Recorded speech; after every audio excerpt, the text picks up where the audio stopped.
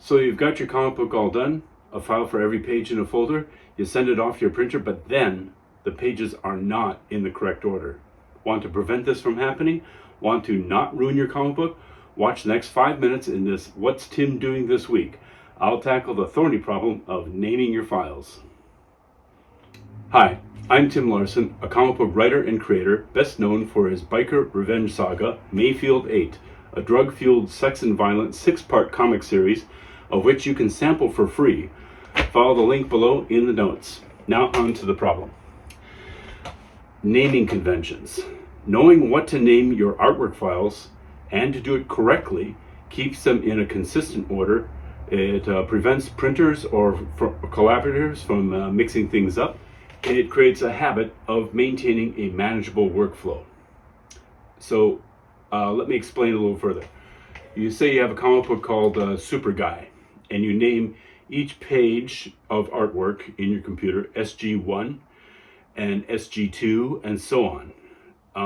The problem with that is that by the time you reach SG10, the computer might read SG10 as coming before SG2, as it starts with a 1. The same would apply to SG20, that is page 20. A computer might read that file coming right after page 2, SG2, as it also starts with a 2. So how do you solve that problem? What you need to do is think like a computer. Put 2 zeros in front of your page number. So SG1 would then become SG001. The next page would be SG002. It's always going to be just 3 digits. So after SG009, you would have SG010. Simple. 3 digits or number spaces allows for as many as 999 pages, which should be enough for you. That way you can get in the habit of naming all the files. Like, let's say, like I do, you have a Illustrator file and a Photoshop, actually a document, Illustrator document and a Photoshop document.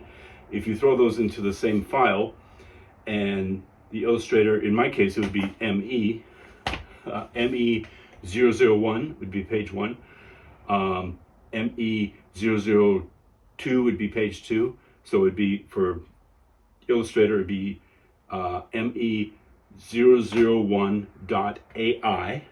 The Photoshop layer, I like to keep them separate, but so it'd be ME001.PSD, and that way they'll all line up nice and neatly in the file that you keep them in.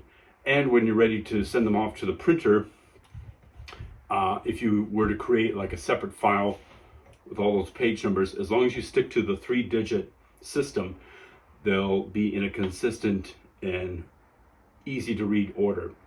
There's other little tricks I do, but I could get into that at a later time, where like you talk about the cover or the back pages, but right now just keep it simple. We'll just talk about the page numbering system to keep it to that 3-digit system.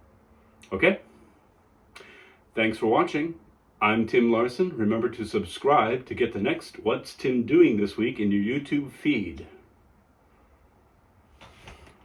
If you want more stuff, I've got a link to my twice-weekly newsletter where you can subscribe to get to read part 1 of Mayfield 8 for free as a downloadable PDF. Must be over 18.